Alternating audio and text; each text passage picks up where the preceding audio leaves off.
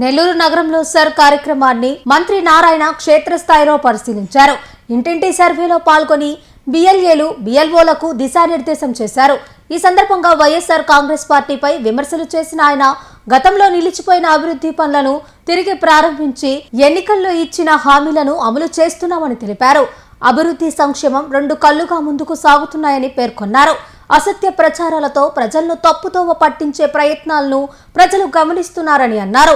ప్రజా తీర్పును గౌరవించకుండా విమర్శలు చేస్తున్న వైసీపీకి ప్రజలే తగిన గుణపాఠం చెబుతారని మంత్రి నారాయణ వ్యాఖ్యానించారు. నెల్లూరు నగరంలో సర్ కార్యక్రమాన్ని మంత్రి నారాయణ క్షేత్రస్థాయిలో పరిశీలించారు. ఇంటింటి సర్వేలో పాల్గొని బిఎల్ఏలు బిఎల్ఓలకు దిశానిర్దేశం చేశారు. ఈ సందర్భంగా వైఎస్ఆర్ కాంగ్రెస్ పార్టీపై విమర్శలు చేసిన ఆయన గతంలో నిలిచిపోయిన అభివృద్ధి పనులను తిరిగి ప్రారంభించి ఎన్నికల్లో ఇచ్చిన హామీలను అమలు చేస్తున్నామని తెలిపారు.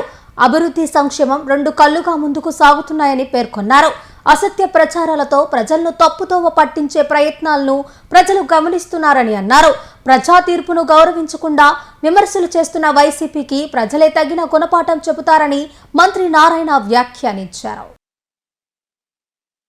ఈరోజు ఆ నేపథ్యంలో నేను కూడా 247వ బూత్లో ఎలా జరుగుతుందో యాక్చువల్గా చూడటానికి వచ్చాను, అబ్జర్వ్ చేయడానికి ఎలా చేస్తారో అనే దాంతో చాలా చక్కగా బిఎల్ఓ అండ్ బిఎల్ఏ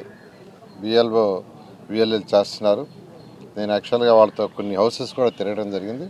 ఈ కార్యక్రమం ఈ నెల 14కి పూర్తయిపోతే మళ్ళీ ఈ నెల జూన్ 15 నుంచి జూలై 14 వరకు అడిషన్స్ కానీ, అంటే ఎవరైనా కొత్తగా చేరిన వాళ్ళని ఓటర్స్లో యాడ్ చేయడం కానీ, లేదా ఎవరైనా ఇక్కడి నుంచి ట్రాన్స్ఫర్ అయిపోయినా చనిపోయినా వాళ్ళని డిలీట్ చేయడం కానీ, లేదా ఏదైనా పేర్లలో మార్పు కానీ, లేదా వార్డులలో మార్పు కానీ, కాన్స్టిట్యున్సీలో మార్పు కానీ ఫామ్ 6, ఫామ్ 7, ఫామ్ 8 ద్వారా చేసుకునే వెసులుబాటు ఇచ్చారు. ఈ నెల 15 నుంచి వచ్చే నెల 14 వరకు.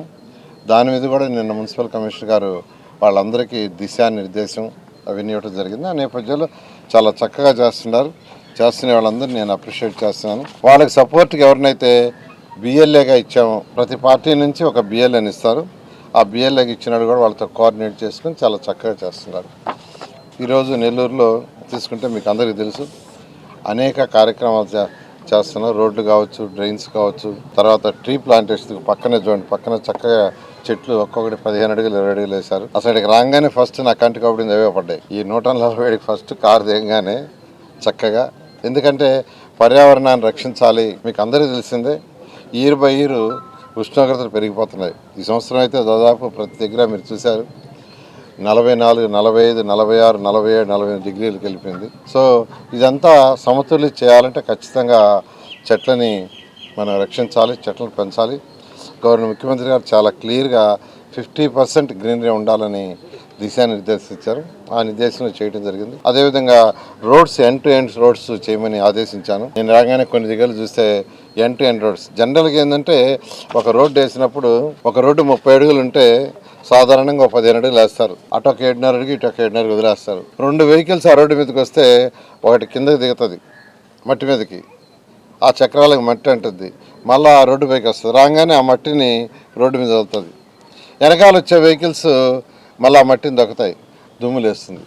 సో దుమ్ములే నగరం ఉండాలంటే ఆ ఎండ నుంచి ఎండకి రోడ్డు వేయాలా. దాన్ని ఈరోజు నెల్లూరులో ప్రతి రోడ్డుని చేస్తున్నారు. దాదాపు నాకు తెలిసి 75% రోడ్డు చేశారు. ఇక్కడ రాగానే చూస్తే ఇప్పుడు మనం ఉండే రోడ్డు కూడా ఎండ్ టు ఎండ్ రోడ్ చేశారు. ఈ విధంగా ఏదైతే బెస్ట్ ప్రాక్టీస్ ప్రపంచంలో ఏదైతే బెస్ట్ ప్రాక్టీస్ ఉన్నాయో, అంటే ఒక్కొక్క దేశం వాళ్ళు యాక్చువల్గా ఒక్కొక్క బెస్ట్ ప్రాక్టీస్ ఉంటుంది. నేను అనేక దేశ విదేశాలు తిరిగి అమరావతి రాజధాని కోసం.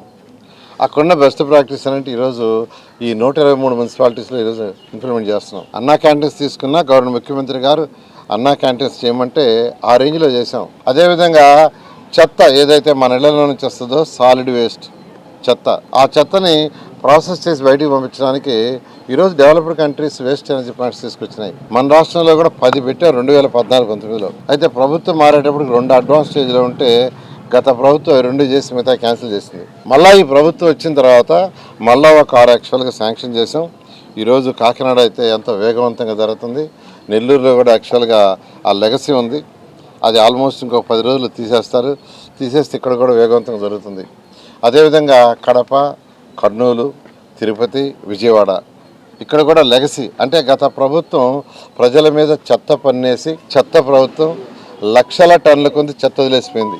ఆ చెత్తనంతా ఈ ప్రభుత్వం వచ్చిన తర్వాత క్లీన్ చేస్తూ మొత్తం 153 లక్షల టన్నుల చెత్త వదిలిపోయింది. 153 లక్షలు. అందులో నిన్నటికి 130 లక్షల చెత్త క్లీన్ చేస్తాం. అంటే దాన్ని ప్రాసెస్ చేసేసి సిమెంట్ ఫ్యాక్టరీలు పంపించాం. ఇంకా మరొక 23 లక్షల చెత్త ఉంది, టన్నుల చెత్త.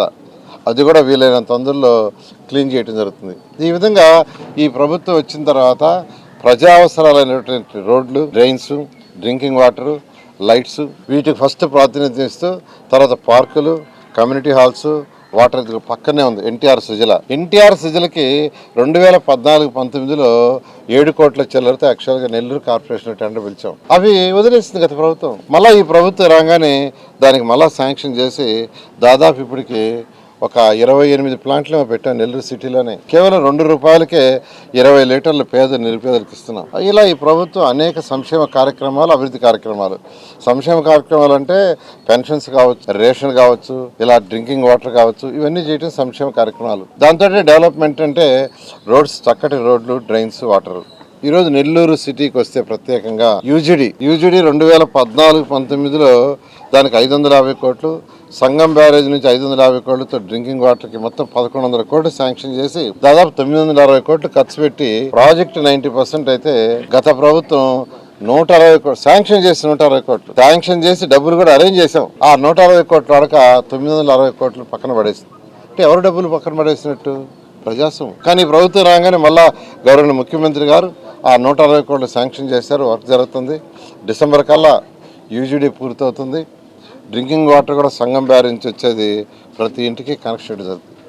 ఇది కాకుండా కొన్ని ఏరియాలకి యూజీడీ లేదు, కొన్ని ఏరియాలకి సంగం బ్యారేజ్ నుంచి వాటర్ లేకుంటే మళ్ళీ అమృత్ 2.0లో దాదాపు నెల్లూరు కార్పొరేషన్కి రాష్ట్రం మొత్తం 14,000 కోట్లు శాంక్షన్ చేశాం.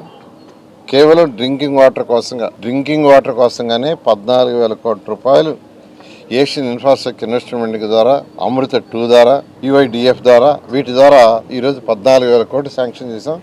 నెల్లూరు కార్పొరేషన్కి అందులో 850 కోట్లు యాక్చువల్గా శాంక్షన్ చేయడం జరిగింది. ఆ వర్క్ కూడా గ్రౌండ్ అయింది. కాబట్టి నెల్లూరు ప్రజలందరికీ చెప్పేది ఏంటంటే 2 సంవత్సరాలు అయింది. ఈ 2 సంవత్సరాలు అనేక అభివృద్ధి కార్యక్రమాలు చేసాం. రాబోయే పీరియడ్లో ఏదైతే ఎలక్షన్ ముందు మాట ఇచ్చామో అవి చేస్తూ, అవి కాకుండా ఇంకా కూడా ఎన్నో చేస్తాం, ఎన్ని కూడా కంప్లీట్ చేస్తామని.